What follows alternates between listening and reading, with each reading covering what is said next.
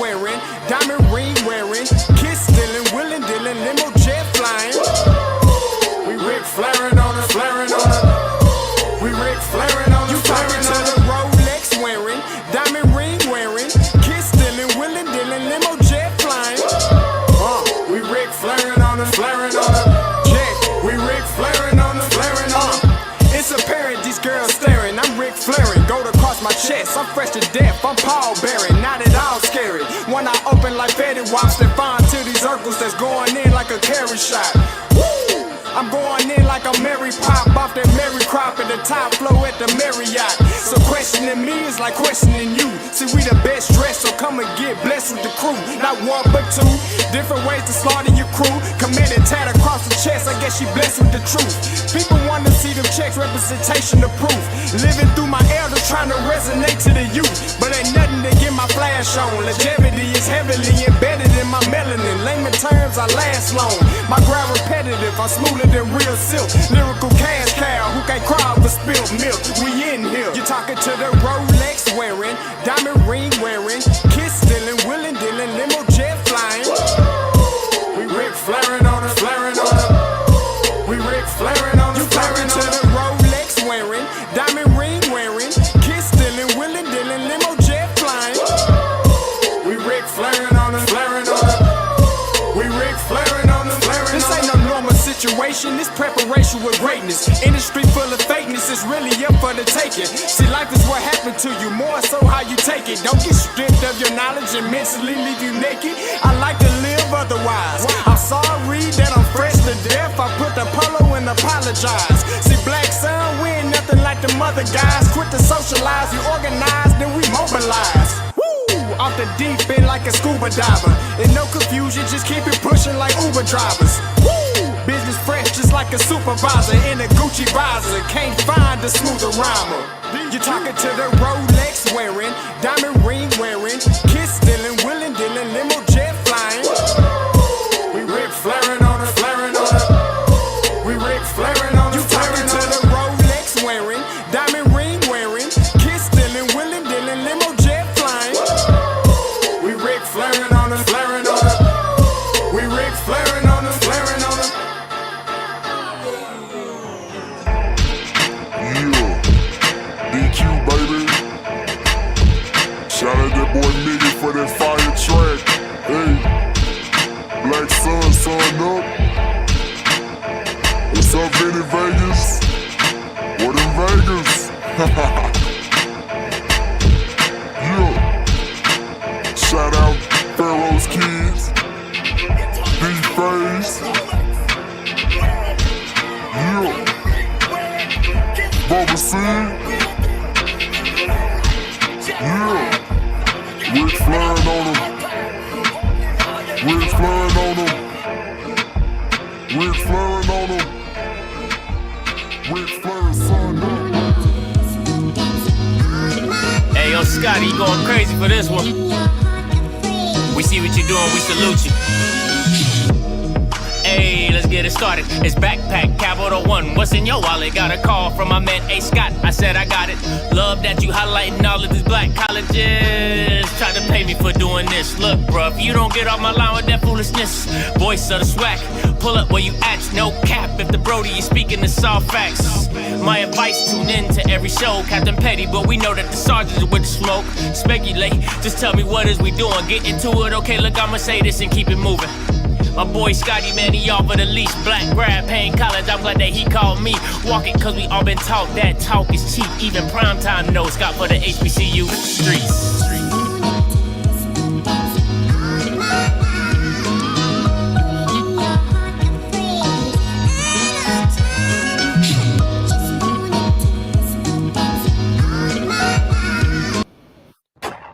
What is going on, everybody? You already know what it is. Your boy Scotty, back with another one. Happy Monday, everybody. Listen, first and foremost, listen, I know. There is no outspoken tonight. Perry had an event. My power went out earlier today. Couldn't get the slides done. We was going to push the show up to like 6:30. My power was out for a good little minute. It was going on and off. So a lot of stuff happening, but we're bringing outspoken back tomorrow, midday. All right. So if you at your job, We're going to get you through the job. All right. That's what we're doing today and stuff like that. Now, before I bring up my guests, I got some announcements to make. Now, listen, want to make a quick announcement. For past 4 years, I appreciate everybody that has been rocking with me. I mean, from the beginning to where we at right now, to everybody who support the channel and things like that. Now, listen, the Offscript Army, the Offscript Anywhere Army is still going on. We're still in full attendance. You already know what it is. True soldiers, we don't die. Keep rolling. We still looking for 300 to give $30. All right, listen, you can give it 2 different ways: Offscript TV as well as Offscript 2. All right, Cash App. Make sure you put your email, Venmo. Listen, we're getting those emails out. Bear with us. You know what I'm saying? I got 1 employee. It's my wife. Okay, so bear with us. Now, with that being said, the announcement that I want to share tonight, because listen, I absolutely love the panel that I brought with you guys today. I absolutely love the guys that I got on here tonight. I made sure I went and got some guys who know. I only been here in this space 4 years. All right, so my span is limited, but the content that I bring to you guys and the content that I continue to bring to you guys is I try to bring it to the best I can at A1 ability. And going forward, if I want to continue to do the content that I see fit, I'm going to have to put my stuff behind a paywall. It just is what it is, right? And I don't want to. I've never wanted to. I've always wanted this platform to be free and just however you guys get it, you get it. But I don't think it's fair to my members who have consistently gave and given and supported the platform. And then I have spectators who just sit back and they watch. And regardless of who you are, if you've been rocking me from beginning to the end, I'm appreciative of you. But at the same time, there is going to have to be a growth in Offscript that I want and that I know that you guys will want. So after this week, all my major shows will be members only. So Outspoken, The Breakdown, there will be member-only shows. My post-game shows will be member-only shows. Certain lives will be member-only shows as well. So, but I wanted to make this announcement coming in early because 2 things is coming down the pipeline. I'm not always going to be on YouTube. I'm telling you that right now. I'm not always going to be on YouTube. I have been pitched by multiple companies to switch platforms. So just want to give you the heads up on that. But until that day comes, that a lot of my content that you're going to see is going to start being behind paywalls, because at the end of the day, I'm going to need the community to support, just like I've been here from the beginning of the season, from January all the way to December. You can always catch me, right? There's no off season for me. There's no, I rarely take vacations unless I do a day or 2 off or whatever, right? So I just want to let you guys know, once again, for everybody who's given to the Offscript Anywhere Army, I appreciate you guys. That's to grow the channel and get the equipment to get us down there for the Southern Homecoming as well. But for the continued growth of the platform, for the continued content for the program, there's going to have to be changes. And I'm just giving you guys the heads up of what's coming down the pipeline. You can agree, you can disagree, you might not like me, you might not care, but I'm just giving you the heads up of what's coming down the pipeline, because at the end of the day, there has to be a give and take in how this works. So just want to give you guys the update on that as well. So appreciate everybody who's rocking with me. Appreciate everybody who's gave or who wants to give or is given. All right. But that is what is coming down the pipeline. Just want to give you guys a heads up on that.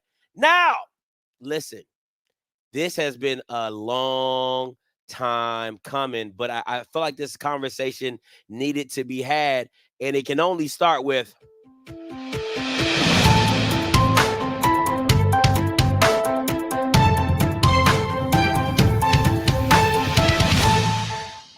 the state of the SWAC. Now, listen, my first guest, listen, he's a legend. Absolutely a legend. Now, a lot of people don't know. Before I was really out there, it wasn't too many people that really knew about me and that had platforms that actually wanted to bring me on, right? So I was honored when Uncle Flood called me up that day and was like, hey, man, would love to have you on platform. I see what you're doing. You're young. You're inspiring. You remind me of my younger self back in the days. So I'm honored to be able to now invite him to my platform so you guys can hear his opinion in full-fledged of the state of the SWAC. Please give it up for the legend, Uncle Floyd. What's going on, Unc? Talk to him.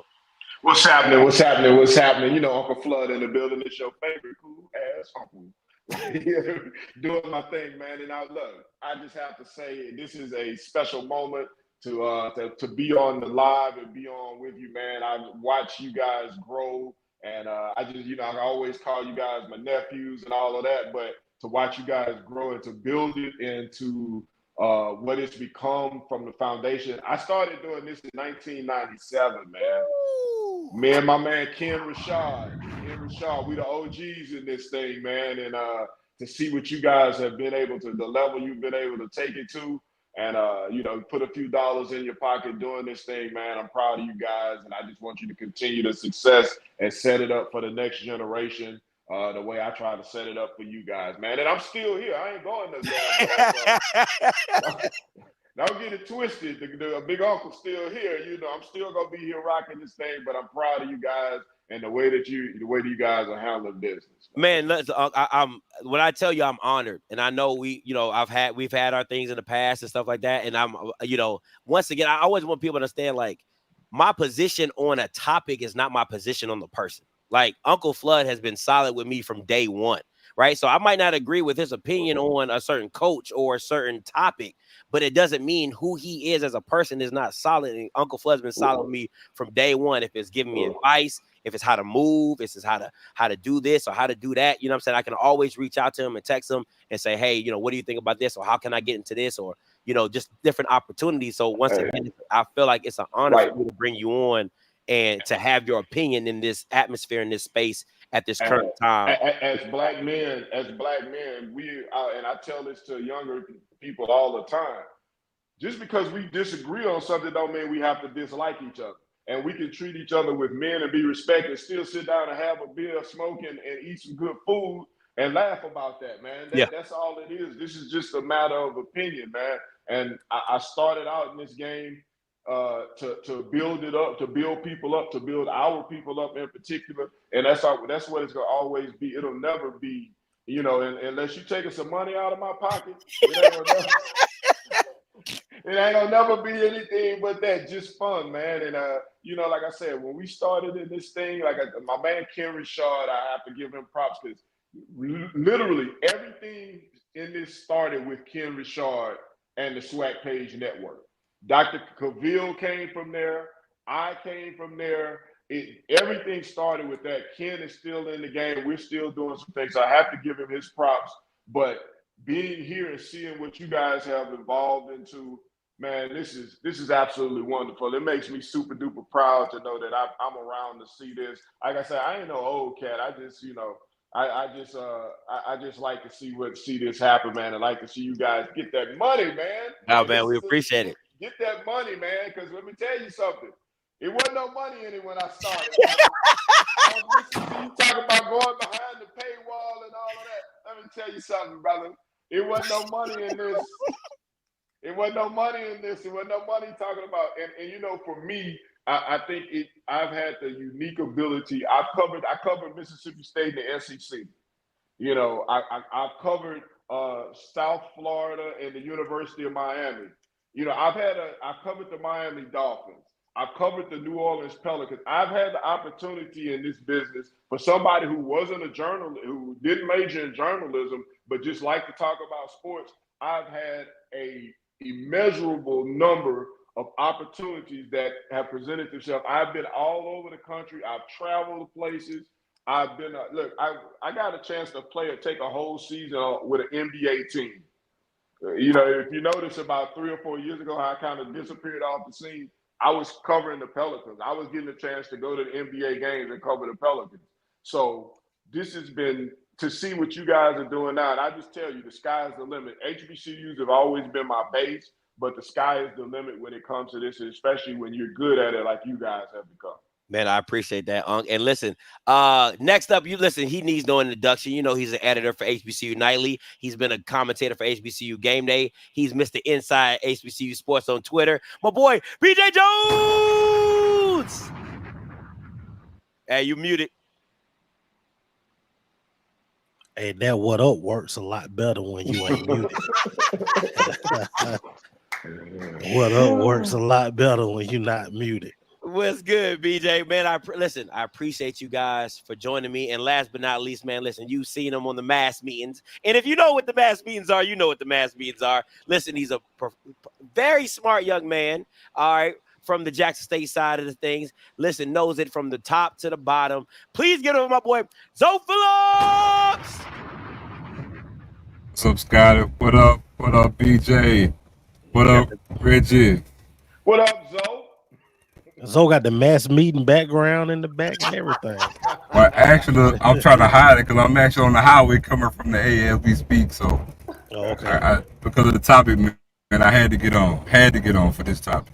All right, so Zoe, I'm gonna mute you every now and again just for your background and purposes, but you know we're good. Now, guys, listen, I want to get it started with a tweet that BJ brought up.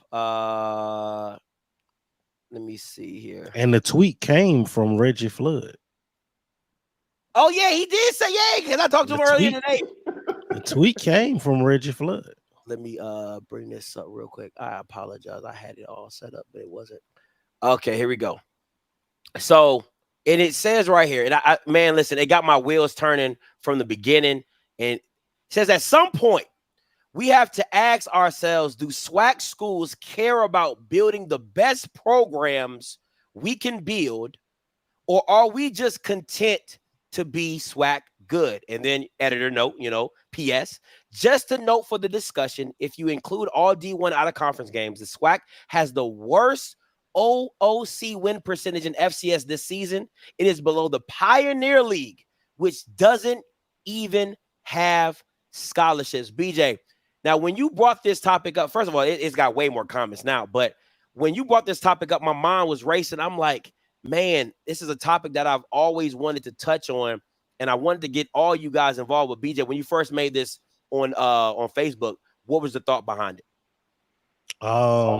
Saturday, I make it a habit of listening to Reggie after the Southern games, and Reggie said that about a year ago, 2 years ago, Cornell Maynard made the statement that he gets paid to win SWAC games.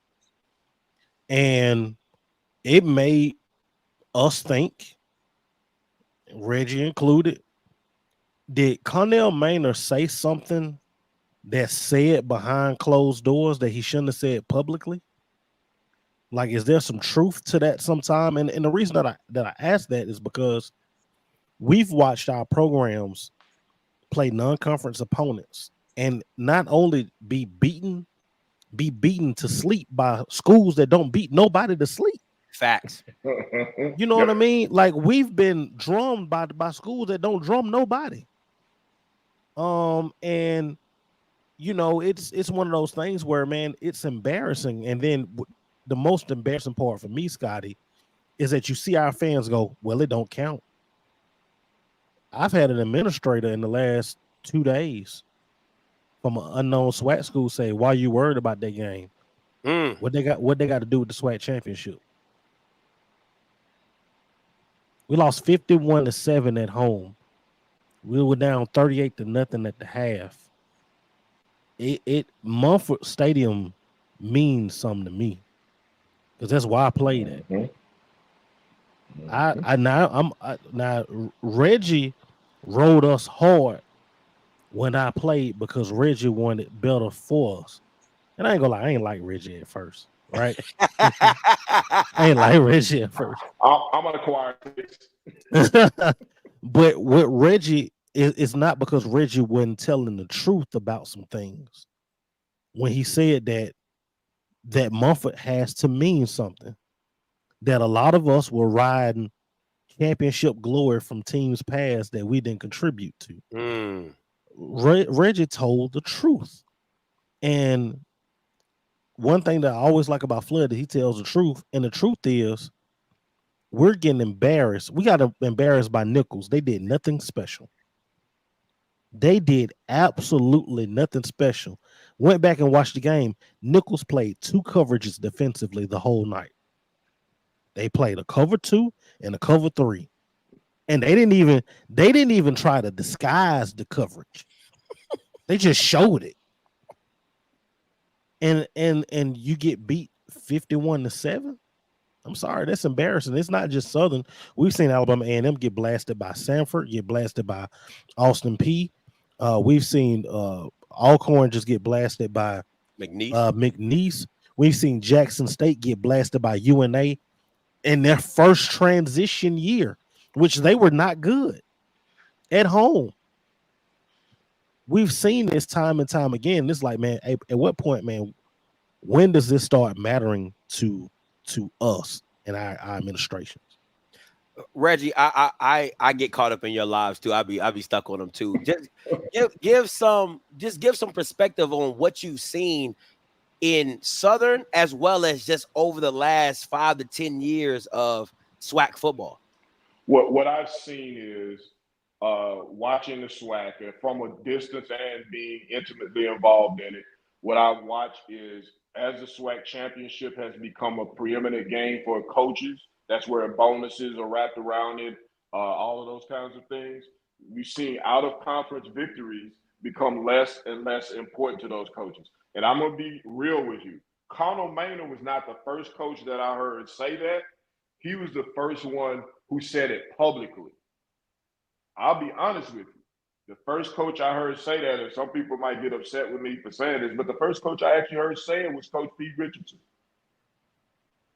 Coach Pete Richardson came into the conference and literally built his reputation on beating out-of-conference opponents. But at some point in his career, he was getting rewarded, and he just decided. And if I remember correctly, because I remember where it was in front of the Sheraton Hotel in Birmingham for a SWAC Media Day, and him saying that, and that had to be around 1999 when the SWAC championship game came about. Hey, we don't have to worry about winning out of conference games anymore. We get paid to win the SWAC championships. Wow. And that has been, to me, that has been the attitude that has taken over the conference from top to bottom. That they get paid to win SWAC championship games. And I'll tell you this, if you'd ever noticed, when our teams go and play the Power 5 or FBS level teams, they play a lot better than they do when they play against the FCS teams, because that's an opportunity for that coach to make himself look good. Nobody's paying attention when you beat Nichols, but everybody's paying attention that if your team comes out and makes a good showing against a Troy State, or you go to the University of Georgia and you come up with a good strategy and you actually hang in the game and don't get the crap beat out of you. That's fair. People pay attention to that, but they don't pay attention to it when you go down and you play McNeese. But I think what the coaches have lost in this is that, in particular to fan bases like Southern, Grambling, Jackson State, FAMU, it matters to the fan base. It matters to the fan base. And I would even go as far to say that a lot of the reason for the drop-off in fan involvement in schools like Southern is because they don't take the out-of-conference games against those in-state like opponents, their peer schools, seriously. There's no way Nicholls State should come into Mumford and beat Southern 51-7. And I heard people say, oh, well, we expected to lose to Nicholls State. And I said, why? Well, they're a bigger school. No, they aren't. Do you know Nicholls State just got locker rooms 2 years ago? If you were a away team and you went to play Nicholls State, you got dressed in a temporary building at the in the end zone, surrounded by barriers and a security guard to keep the people out. They didn't even have dressing facilities for the visiting team. They just got a locker room 2 years ago, and the only reason they have turf on their field is because the Manning Academy is hosted there every year. Tim Rebo, the coach for Nicholls State, I know we'll get into this, but Tim Rebo, the coach for Nicholls State, he only makes about $180,000 to $200,000 a year. He's been there 10 years, and he just got to that salary. Us losing to these teams doesn't make any kind of sense other than the player development and the lack of coaches preparing their teams to go play these games. So when you hear the landscape, because the reason I brought all you guys in is because you don't just watch SWAC football. Like, I know Zoe and you talk about D2, and you've talked about, you know, JUCO, and you talked about, what have you seen over the last 5 to 10 years of the competition level in the SWAC and the willingness to get up for out of conference games? Can you guys hear me? Okay, the thing that I've seen within the past 5 years when it comes to out of conference games, and before I answer the question, I actually want to give a smart, not pushback, but actually tell Reggie, it actually started even before 99, before the SWAC championship game. Because honestly, the consumers, which is the fans within the conference, actually changed. It's almost like being having great energy at a brand new job that you're going to, right? You come in there, you want to come early, stay late, but the rest of the co-workers suck you into their energy, and you start to get lax and lose your enthusiasm. That's pretty much what it's been like. I remember, and Reg, you probably can, I remember what the SWAC was like in the 80s. You know, SWAC teams were beating Southland teams on a regular. Yes. And it changed in the 90s. I remember being competitive. I remember, you know what I'm saying, we didn't have great, you know, specifically Jackson State losing games in the playoffs, but, you know what I'm saying, we scheduled plenty of those teams in the regular season. And more than just Jackson State, Southern, Grambling was having success against Southland teams. But in the previous 5 years, you know, again, I think the data's there, man. We suck ass at it right now. Like, we're going over, and even when we do get any win out of conference, it's to teams that's not even assigned with the NCAA, or like somebody who's like the worst of the worst. I think if I had to, right off the top of my head, would say, what's the best win we've got out of conference in the past 5 years? I mean, probably what Texas A&M Commerce with Grambling this year, us beating Campbell, and that was a perceived win at the time because even that Campbell team didn't finish the season with a successful season. So the drop off has been, I don't even want to say drop off, it's just been a consistent exhibition of just not even mediocrity, man, just pathetic success of outside of the conference. Yeah. But again, I look at it like, to me, what we do outside of conference is a microcosm of the layout of the conference. I mean, how you do anything is how you do everything. I think it actually speaks loudly. When I saw the tweet, you know, I didn't respond to it, but I thought it was a great statement and question at the same time, because it's like, you know, what is the end game, right? Because I fall in the Herm Edwards train of thinking, and that is you play to win the game. Yeah. But it's bad when we don't really feel or have the perception that that's what we do. Because honestly, look, it don't matter to school. You could play spin the bottle, close your eyes. After every game, they're gonna say, well, hey, all of our goals are still in front of us. That's a bad feeling to have before the game starts or before the season starts. So basically, it's like, why even schedule non-conference games? Why even schedule them? Because I'm telling you, that's literally the train. The train of thought is, well, all our goals are still in front of us. Like, damn it, I want a 12-0 season. You know, coincidentally, and I'll give it back to you, Scotty. In our history, Jackson State's first true undefeated season, well, no, second. In the modern era, you know, we had an undefeated season back when we were wearing helmets. So I'm not going to even count that. But the second truly undefeated season was Coach Prime's second year. And again, we scheduled Campbell. At the time, it looked like a good game, but hindsight, it really wasn't. But it's like, again, what good wins can the conference beat his chest on? There isn't any. None. Alcorn beating McNeese twice in the last 4 years. Prior to this year's the best victories we had. Prairie View beat Northwestern both, you know. This year was the only out-of-conference win that matters that we've had. But those are the only games over the last 10 years or 5 years that I can think of. But Reggie, those teams had losing records.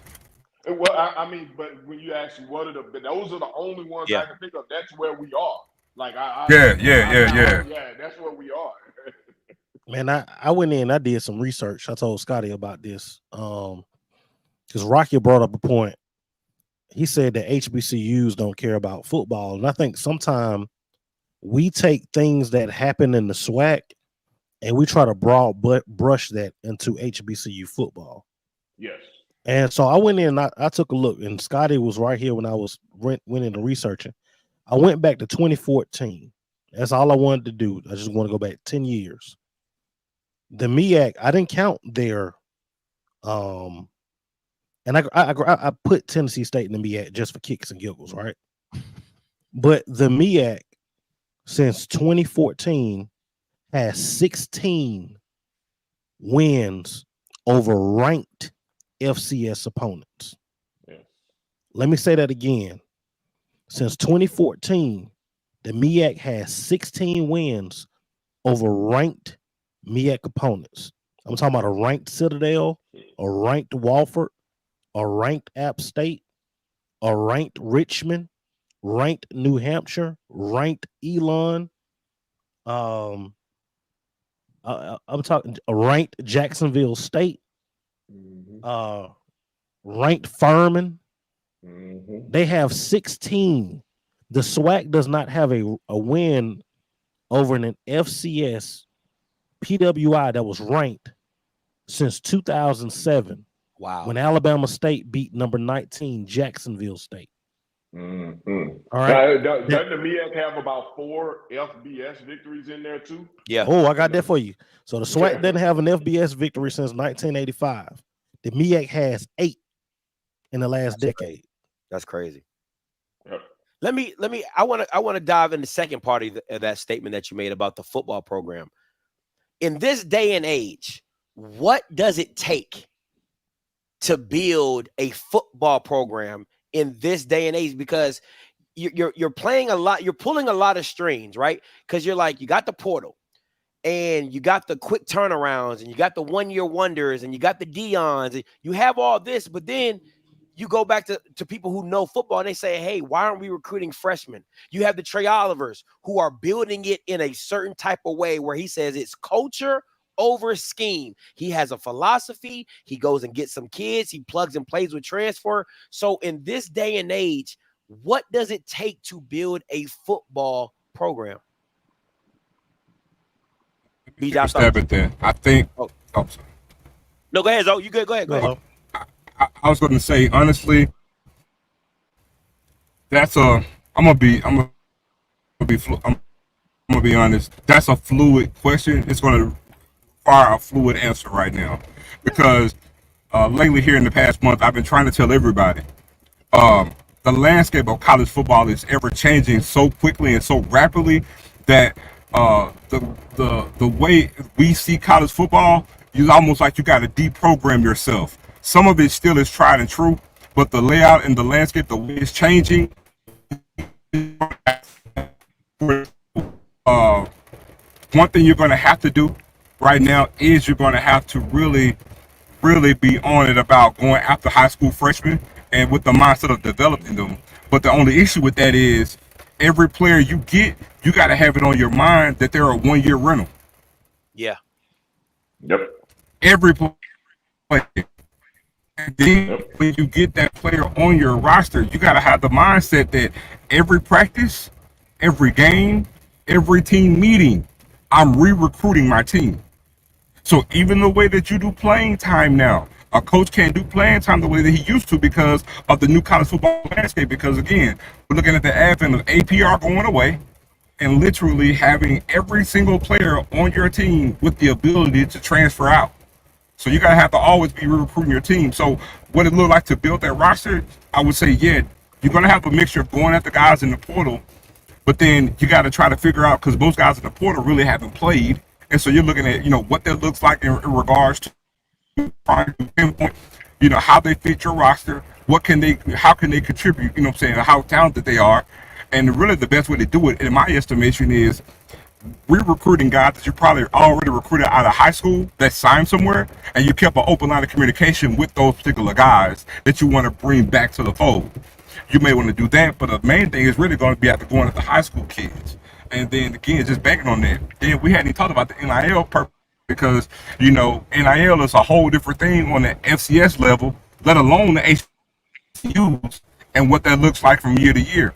Because I'll be frank, as we talk right now, not every school in the SWAC has an NIL program.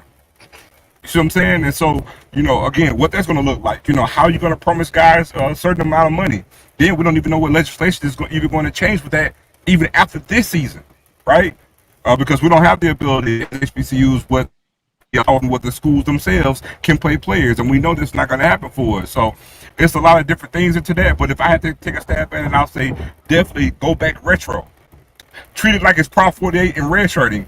But hey, man, go out to high school freshmen, man, play them jokers, play them in those 4 games. But and then I would just check the percentage. All right, hey Zoe, you're breaking up, but BJ, go ahead. I mean, the biggest thing that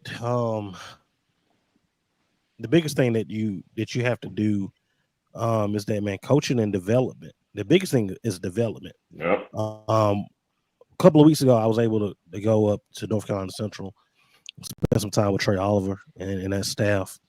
Went up for the Central and A&T game. And one thing that Trey Oliver is really, really, really big on is hitting the high school ranks recruiting. And he talked about Walker Harris, who's been in that program for 4 years before he became a starting quarterback. He was in that quarterback. He was in there for 4 years. North Carolina Central this year, that secondary, those are all sophomores and redshirt freshmen that they recruited. This was technically supposed to be a rebuilding year with Darius gone and all those other guys gone. They lost some guys on the offensive line to transfer portal, and they focus on development.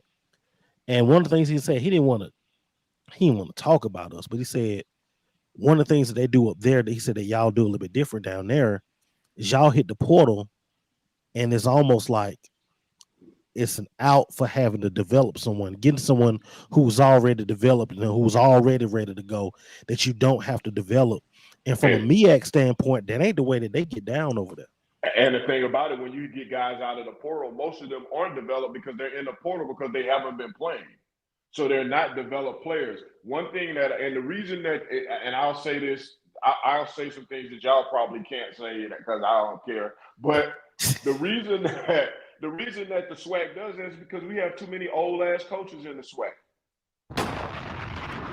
We have too many old ass coaches who don't want to put in the effort to develop players. You got to get you some young guns.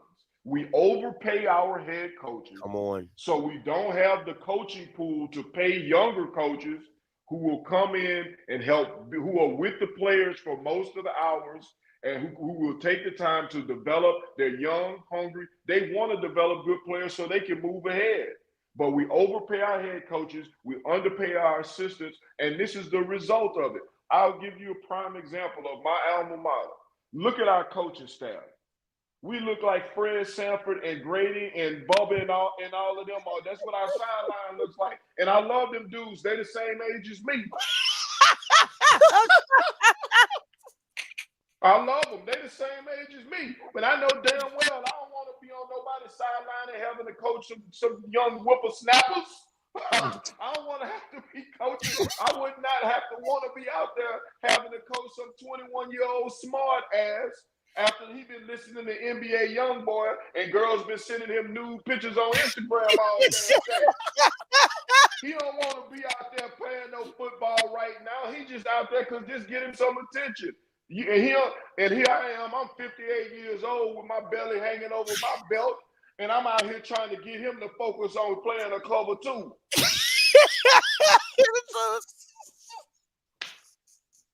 I'm sorry, you got to get you some. We can't do that. You got to get you some young dudes. You got to get you some young guns, man. Oh, Jesus. You look at the MEAC. You look at Trey's style. I know a lot of those guys.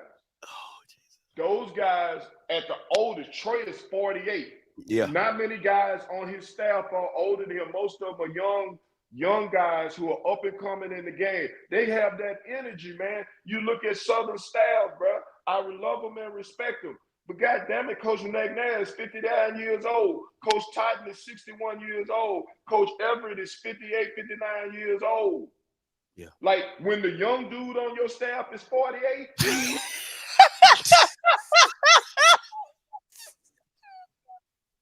And that's all over the SWAC. I'm focused on that on Southern because that's my school and I don't want to, but that's all over the SWAC, man. Yeah. That's all over. It's too many old ass coaches out here trying to, and what you, as an old dude, you like, man, I don't feel like going to these high schools. Let me get in this portal and get me as many kids as I can get. Now, I give Coach Gray some credit.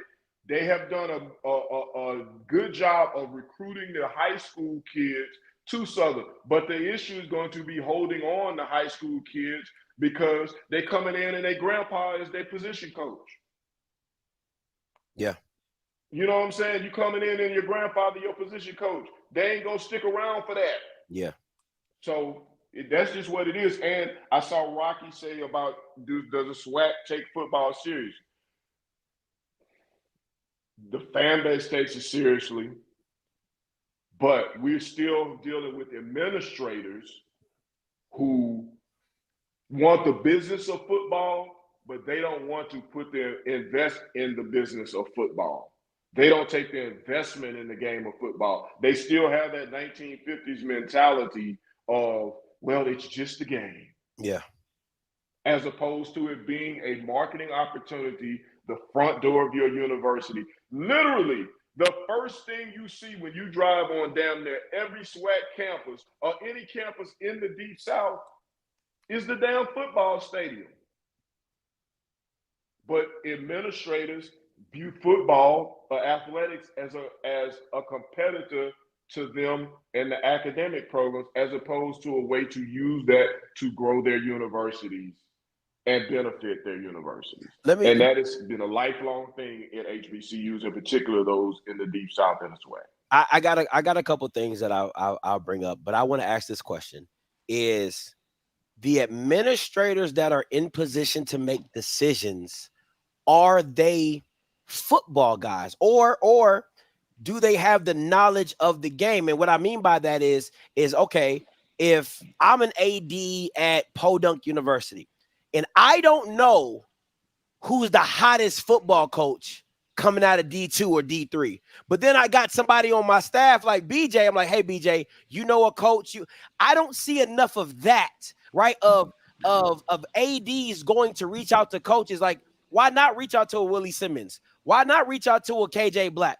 Why not reach out to these guys and say, who are young guys that you are like, hey, be on the lookout for? Because those are the Kalen DeBoer is a great example how he's moved through college football. Well, go ahead.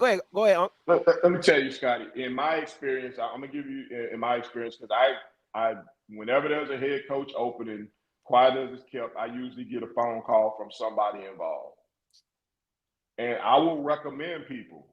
But what has happened is, first of all, everybody wants to make a splash hire. And everybody goes to these guys, to the D1 coaches who are on these staffs. And I tell them off the bat, you can't afford them. You can't afford them. We can't go hire a lower tier coach off a D1 staff now, because the running backs coach at Duke makes $330,000 a year. Plus perks. Over in the grand scheme of things, we can't afford them. I'll give you an example. Jerry Mack was the name that came up for a job in the SWAC. He was interested. Talked to the people. Jerry Mack wanted $400,000 a year.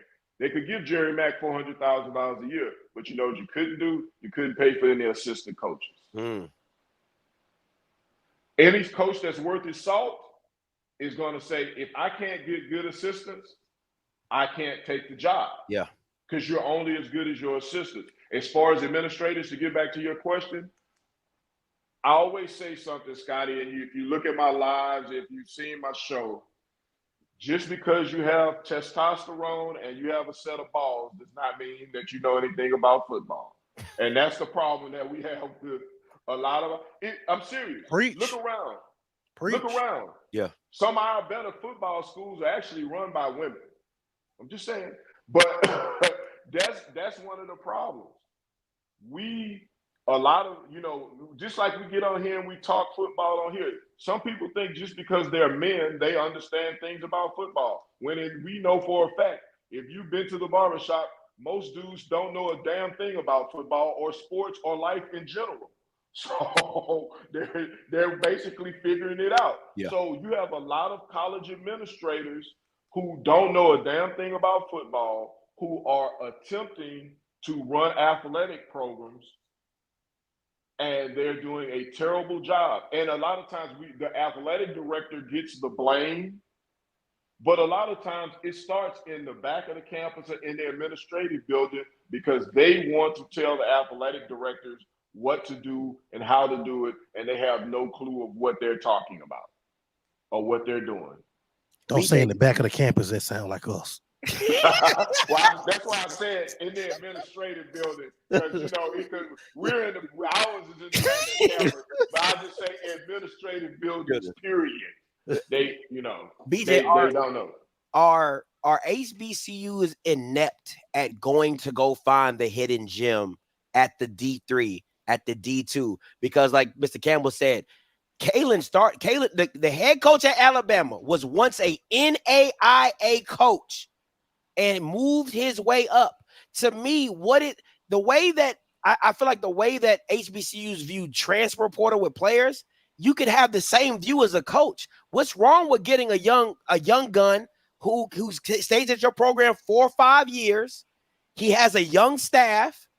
He elevates, and you take somebody off the staff that has been winning, and you keep it churning like the North Dakota States do, or the big time football programs do, where they just say, hey, listen, we gonna get somebody on staff. They know the winning recipe, they know the winning formula, and we're gonna keep this rolling. But yet and still, it's a lot of recycling of, he don't work here, he might work here. He didn't work there, he might work here.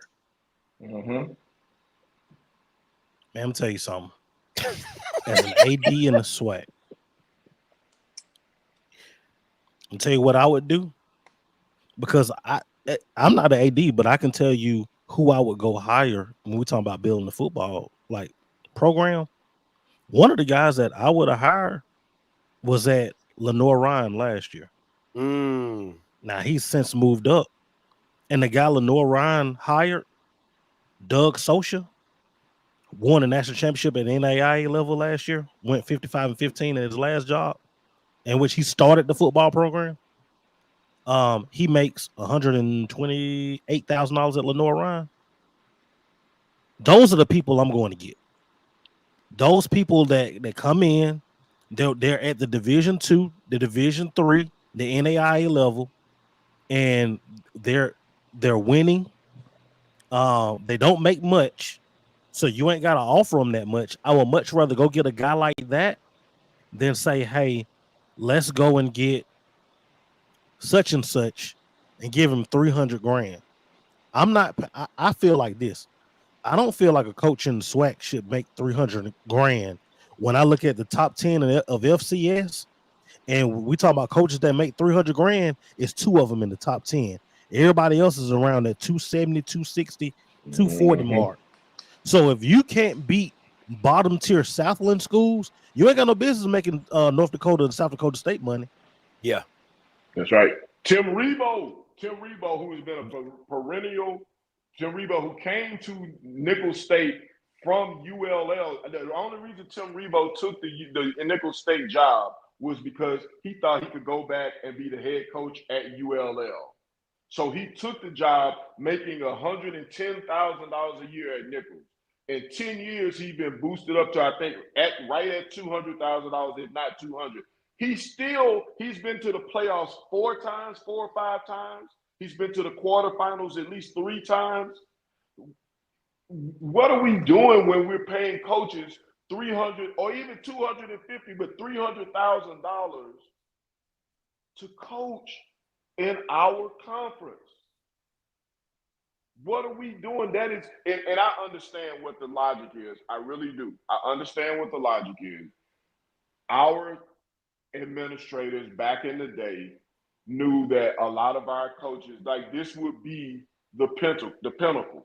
This would be the highest level. You're not going to get the big job at the big white school. This is where we're going to be. So this is where you're going to be. So what we're going to do is we're going to pay you at that highest level. We're going to try to pay you at the highest level. we're going to try to pay you as a Division I coach. 20 years ago, you know, I get the sentiment, but the fact is they haven't produced that way. And when you start talking, like people will say, well, what about facilities and all of that? Damn it. I just told you about Nichols. Most of these FCS schools that we play, and I'm not talking about the North Dakota States, I'm talking about the Southland Conference that in our football. Pioneer League. Yes, they do not have facilities that don't have outsized or great facilities, and then for the most part, they don't have facilities as nice as most of the SWAC schools. Yeah, I think this is the issue that I have, and I'm never going to knock anybody for getting their money, but there's no reason Chennis Berry should be getting paid $306,000 at South Carolina State. I'm sorry, you just can't make that make sense to me when you couldn't beat nobody at Benedict other than other black coaches. You couldn't win in the playoffs. You could. That's the stuff to me, and this is my thing, right? And this is I want to be very clear. It's like this. I know this is how I feel about HBCUs and their salaries. I know what I can pay you. So if you do your job and you do it so well that I have to come up off the bag, I'm willing to do it. Like Trey Oliver at NCCU. I know NCCU. If he ever got another opportunity, unless they just could not match it, they're going to match that. $250, we'll figure it out. But why would I go out of my way to pay a Terrence Graves $250? No disrespect to TC Taylor. I think he's doing a great job at Jack State. You're not worth $250, my guy. I'm sorry. You're just not. When your schedule tells me you're not worth $250. Well, at least Chennis Berry has won some out-of-conference games. No, I get that. But he's still. You know, I'm just saying. I agree with I get you, it. He could have won that. He could have won out of conference games at $225. It was more than what he was making at Benedict. That's what I'm saying. Yeah. Let's keep it a buck. Like, I think he's going to build a great football program. And I think he's a great hire for South Carolina State. To me, it's like South Carolina State was already teetering on the money. Buddy Pugh was making $305 when he left. How are you making $306? To me, that's disrespectful to Buddy Pugh. You put 20 years in the game to build the name of what it is at South Carolina State. How does Chennis Berry come in day one making more than you? That don't make sense to me. You got to earn that. I think Chennis Berry would say something like, Offscript, I'll tell you, you're only as good as what the money that you can negotiate. That's what I'll tell you about it, son. And let me be very clear, and I want to be super honest. If my son was in recruiting and Chennis Berry, I would have him. I love Chennis Berry as a man of. He's a leader of men, and I love that about Chennis Berry. I absolutely do. So it has nothing to do with who he is, how he is a coach. I just don't think he's worth $306,000. That's just not what it is. I think a lot of it is, man. If you bring me in to fix your program and you paid the bum $300,000. You can't pay me less than the bum, and I think that's what it is. It's the fact that if you paid the bum $300,000, and we know that he's a bum, and he gave you bummy results, you at this point, you know that's your new bar, right? You know, yeah, that's a new bar. But and like I'll say this, and like I said, whenever there's some coaching changes going on, I usually get a phone call. I'll tell you the last coaching hire that I was involved in, and it went something like this. They went and they talked to several prominent assistant coaches at big time D1s. They went and talked to a former professional guy. The whole thing, it never comes down to just salary. It always comes down to coaching pool. And what I tell people who come to me is you have to go about, like what we've talked about on this show, you have to go about your hiring practice in a different manner. And they always come to me and say, I don't know if I can get that past my fan base. I don't know if the fan base is going to buy into it. And I tell them every time, your fan base will buy into winning. Point blank, plain and simple. They will buy into winning. Anything else is BS. Facts.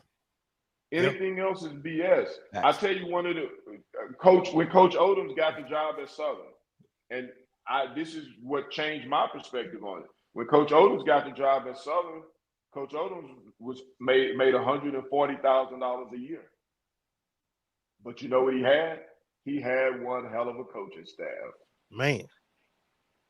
And even when he got a raise, he was even to keep. He had, think about it, Trip Chinnisberry, Trey Oliver. Matt Leone. Matt Leone. Oh, Matt Leone was on that staff too? Yeah. Yes. Marty Biaggi. Marty Biaggi. Marty Biaggi was on the staff. Chad Germany was on the staff. I'm trying. Somebody else that I'm missing. Man, what was the coach? The coach is at Lamar now. What's his name? Oh man. God. Oh, I can't think. Brother, Odoms had some hell of a staff. That's why he was able to do what he was able to do. But if we're going to pay these outsized and exorbitant salaries, this is the result we're going to get in terms of player development, recruiting, and all of those things, because we're going to get coaches who are too old to still be doing what they're doing. If you are 58 years old and you're still coaching a position, you better be an O-line coach. You better be. Because otherwise, the game has passed you by. That's the real deal. Hey, that's what I said about, I'm not even going to go there. That's what I said about a certain head coaching hire that was made. If you hadn't been the coordinator since 2009, the game may have passed you by. If you hadn't been a coordinator, football is so different today than it was 5 years ago. Man. Let alone 10 years ago. Now we're talking about 15 years ago. Mm-hmm. Let me bring something up that your boy Ken Rashad wrote a couple years ago. I'm gonna read it to you. It says the difference between us and other programs is that we pay our coaches more because our ADs and presidents know HBCU coaches have to work with less, and we expect them to do more with less. The coach at South Dakota State makes $306. The coach at Montana State makes $214. The coach at Idaho makes $210. All of those teams are nationally ranked and would beat the holy dog shit out of any HBCU that played against them. The difference between those coaches and our coaches isn't just about facilities. It's about the entire athletic program. Those schools don't ask their coaches to go out and find money for the program like we did with Hugh Jackson. Those coaches don't have to worry about having qualified individuals working in the athletic department of compliance or academic success, unlike Hampton or FAMU. Those coaches don't have to worry about having a proper training staff, unlike Alcorn. Those coaches don't have to worry about having enough money to go on the road to recruit players and getting embarrassed for their travel expenses. Those coaches don't have to worry about players getting proper nutrition, unlike our athletes. Both Fobbs and Jackson has said that if we were just one thing that they could have more than anything for the program, it would be better nutrition for the student athletes. In other words, the only thing the other coaches are responsible for when they are hired are wins and losses. HBCU coaches are responsible for the wins, losses, and additional shit that other FCS PWI coaches don't have to worry about. The problem isn't always that HBCU coaches can't coach. They can. The problem is that some of us want to overlook the bigger problems that aren't sexy because we know those problems can't be fixed overnight. And because of that, we call them excuses. Now, let me say this before you guys give your opinion. This is my point of why you can't overpay for coaches. If I'm having short-term issues in other athletic problems, I can't give 30% of my budget to a head coach. I'm paying $290, where I know I might need 15 or 20 of that for nutrition. I might need another 15 or 20 of that to add a grad assistant on the program, or add a secondary coach, or add those little in-between coaches that get by, or for whatever, right? So to me, the leverage that HBCU coaches, the HBCUs have, is that one thing is this: somebody's going to want to be a head coach. Somebody in college football is going to one day want to be a head coach. And my biggest issue is this. Don't complain about a job that you signed up to do. Like Kendrick Wade can't say nothing to me about Valley when you knew you put your name in that book to be put on for the head coaching. When nobody forced you to sign up, you signed up. So don't hit me. Don't come back to me and say, I didn't know. I'm not rocking with that. So to me, the leverage has to be played that, hey, listen, because of our shortcomings in other areas, we cannot pay you like $250, $275. But what we can do is say, hey, listen, we can get you about $170, $180 with incentives to play, and then we can give you a nice coaching staff and pool, and we make sure you have a nutrition program and all those things. And my last point, and I definitely want to hear you guys' opinion, is this. If I'm a head coach and I understand the landscape of HBCU football, and I've come from a D2 or D3 or whatever, my first thing is, hey, let me supplement my salary. Because I wasn't making that much at D2 and D3. I was probably making $70,000, $75,000, $80,000. Now I'm up here making $150,000. I'll take $150,000. If you was offering me $225,000, I'll take $150,000. But can I take another $20,000 and make sure I got a nutrition program? Can I take another $50,000 and make sure I can get 2 grad assistants or 3 grad assistants so they can watch the portal for me or go out and recruit for me or whatever those things might happen? But I would love to hear your opinion on that. BJ, you first. Man, I'm going to tell you something. People like to use the Dakotas and say that's FCS. And that's FBS light, right? Look at the programs in the Deep South with us. Those on the Southland, the OVC, the Big South.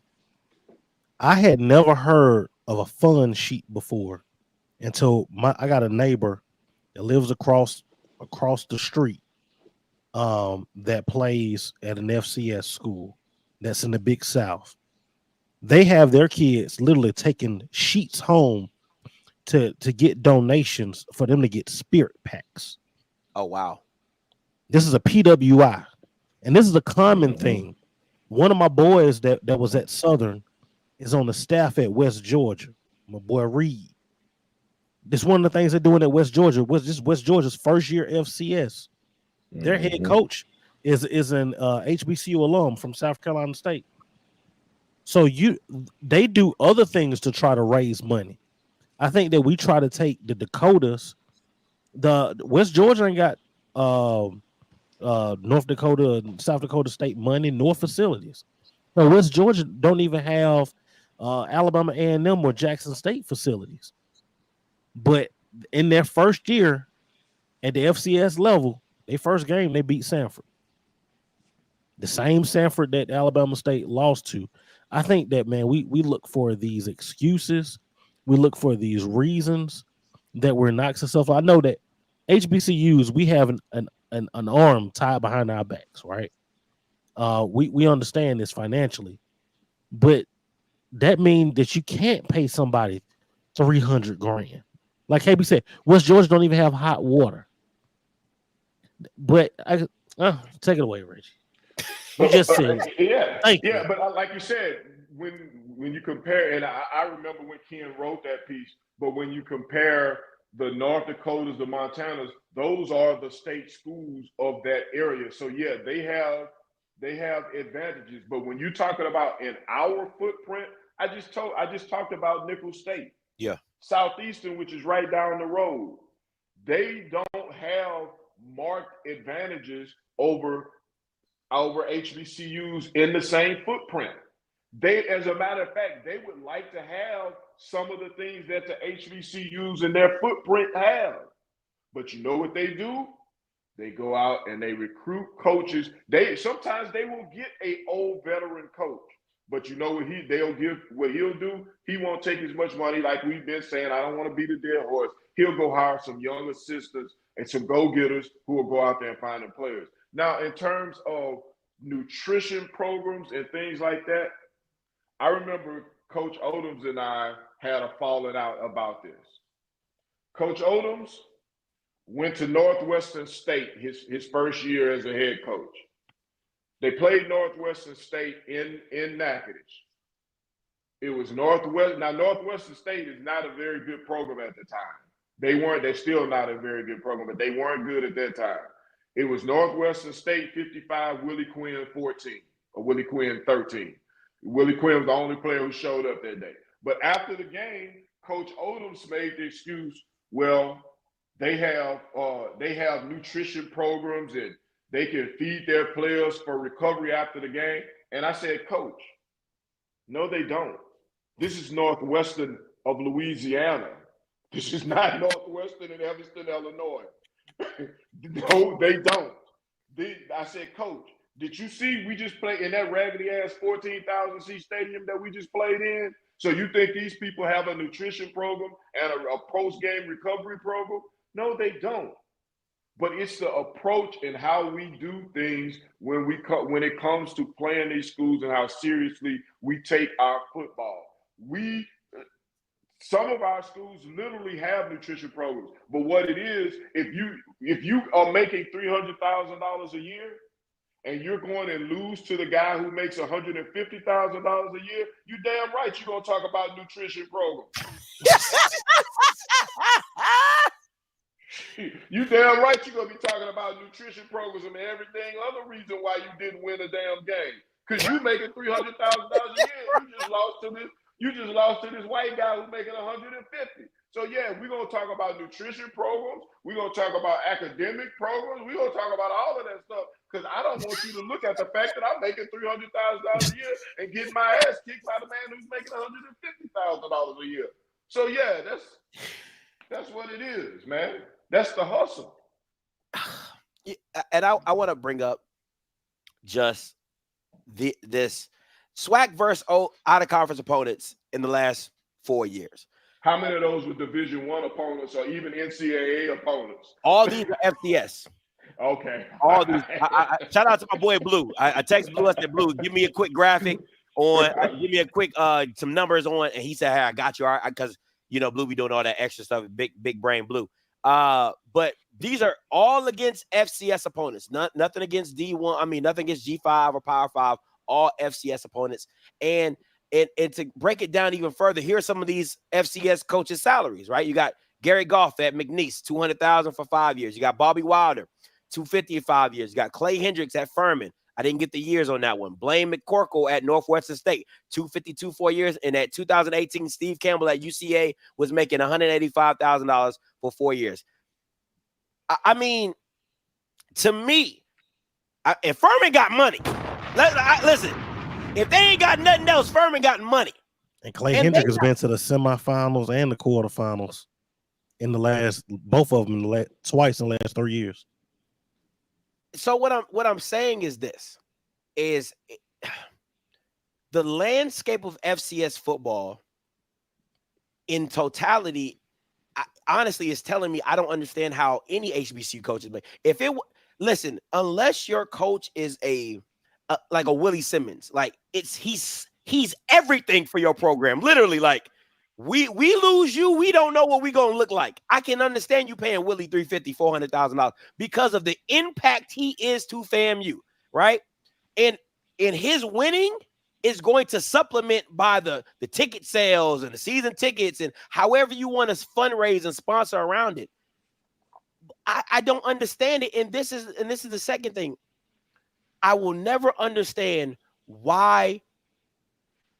Let me say this. I think Deion was a gift and a curse to the HBCU space. And the gift was the light was shined. Hey, listen, this is dope. Like I said, if it wasn't for Deion, I wouldn't be in this space. And I'm looking around and I tell my friends all the time, bro, there's nothing like going to a game and seeing 50 to 20,000 black people who look like you, who listen to your music and the experience, because all you see on national television is Mayo. That's all you see on national television is Mayo. And them being emphatic and about, but you don't see that with your own people and they're having a great experience. So that's neither here nor there. But the curse that Deion brought was that microwave mentality that I gotta win now. It gotta happen right here. It's nothing that it realistically.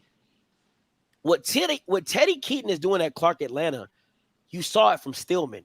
You saw it from Allen. You saw the progress that he continues to make as a coach, and now he's at Clark Atlanta. He got his system down. He got his guys. He's in there. That, to me, that's the type of coaches you should be looking for, of guys who have, like you said, BJ, who have started programs, who have built programs with less, who go recruit guys, and they have a philosophy on how they do it. And understand, like back to what you said, Reggie, if you win, it's like the Cowboys in the 90s. I don't care how much coke Michael Irvin's snorting. Bro, if you're not catching touchdowns, if you're not winning, if you winning, it don't matter. It don't matter. Sniff it, snort it, lick. I don't care how you catch touchdowns. Get in the end zone, get Super Bowls. And it's the same thing with these young coaches. If you get them in, and because I would rather, and please bear with me with this one, I would rather pay a young guy 165 and he lose than pay somebody 290 and they lose. Yep. At 160 makes it a lot easier to move on. Hey, we pay, 160. Hey, go on about your business. Hey, it didn't work out. Let's move on to the next guy. Let's move on to the next guy. And then if you get a guy at 160 and he wins, you like, shit, we got this man on a deal. Because now when you get him an extension, you might go to 200K. Where if you started at 250, you would be at 280. So I got you for a good 8 years before you decide to move on. It to me, and I'm sorry, and people might say, Scotty, you're down. No, I'm not. I'm paying you what I can pay you. That's realistically, it's like I gotta pay you only what I can pay you, because I can't put my mom used to always say this. I don't want to be house rich and then be food poor, to where I'm in this big old house and we eating ramen noodles every day. Mm-hmm. And that's what it feels like when I watch HBCU football programs, is you want to make the splash higher, and you want to, and you know, I'm always on the bandwagon of a celebrity. That's neither here nor there. I'm always on that bandwagon because of what the potential is for them to bring into your program, but that's neither here nor there. But if you don't decide to go that route, I'm cool with if you building, but if you don't go that route, it better not be over 200,000. That's all I'm saying. But I would love to hear you guys' opinion on that. I'm going to tell you something a coach told me one time. I was on the field. It was at UNA. I said, Coach, I'm looking at your team. You got Skeegee, potential in the playoffs, like these SIAC teams. And I'm looking at the athletes. And he said, you right. They're going to out-athlete us every time. He turned me around. He said, but you see that right there? He pointed at the offensive line and defensive line. It was on the other side of the field. He said, that's where we going to win the game at. He said, we ain't going to out-athlete nobody. That's not that ain't our style. And Bobby Wallace did nothing complicated at UNA. He was literally 3 yards, cloud of dust, play action pass out to Lee May Hall. And they played solid defense. And I watched them do it, and I watched them do it. One of his disciples is Will Hall. Started off at West Alabama. He built West Alabama into a powerhouse. West Alabama didn't have the money to pay him, so he left and went to West Georgia. But before he left and went to West Georgia, he was in the mix for a job at Alabama A&M. And he said on a radio station that he would walk to Huntsville to take that job. Wow. I would have hired him. Yeah, that's going to be the next question. When are we going to decide to go outside of the comfort zone and start welcoming in? And I'm not a proponent of it, but it's going to happen. We're going to have to start being more. We're going to have to start making more DEI hires. Said DEI. I'm just saying.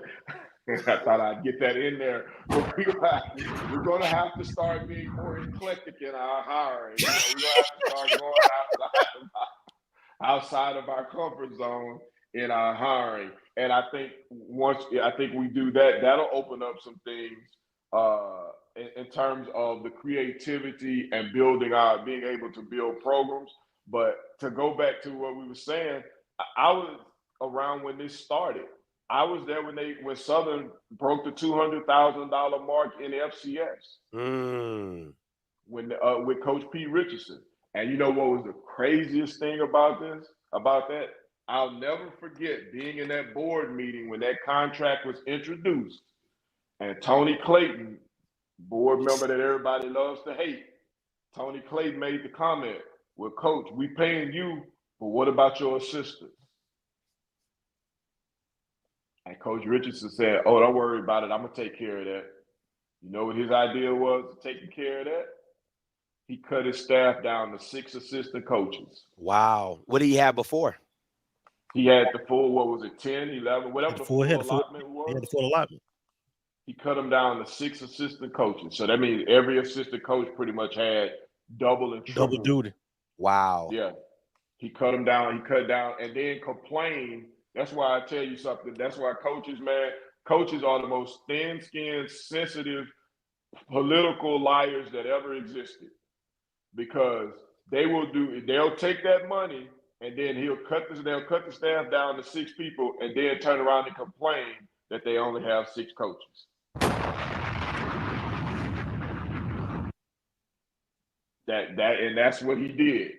That's what he did. So, you know, I just feel like in terms of how we do things at HBCUs, we're going to have to reevaluate how we are developing programs in this new age with the portal, NIL, just the things, everything that comes with college football nowadays. We're going to have to reevaluate, and part of that reevaluation is going to be lowering the salaries of our head coaches. I feel like it's going to have to be. I feel like where it's going now is the QB market in the NFL. It's just people are just trying to one up. Hey, Scott, I got to say something right quick. I got to go back. Somebody made this comment. William, who is this? William, who is that, Scotty? William Graves. William Graves, let me correct you. Doug Williams never kicked Pete Richardson's ass. So let's get this straight now. We're not revising history up in this mofo now. Doug Williams ain't never kicked Pete Richardson's butt now. Broadway, to me, Broadway is the gold standard of HBCU coaches. Of modern day HBCU coaches, Rod Broadway is the gold standard. Broadway. And I think his coaching tree speaks volumes. Trey Oliver, you know, Chinnis, Rod Broadway is the gold standard. But let me make it clear, Doug Williams never kicked Pete Richardson's ass. We ain't gonna revise history now for the problem, whatever beef I might have with Coach Rich. We ain't telling no lies up in here now. And we damn sure ain't about to say Melvin Spears kicked Coach Richardson's ass. Come on now, bro. Stop smoking that weed. Yeah, Marvin Sharp, Jay Hobson stayed at Alcorn more than 1 year.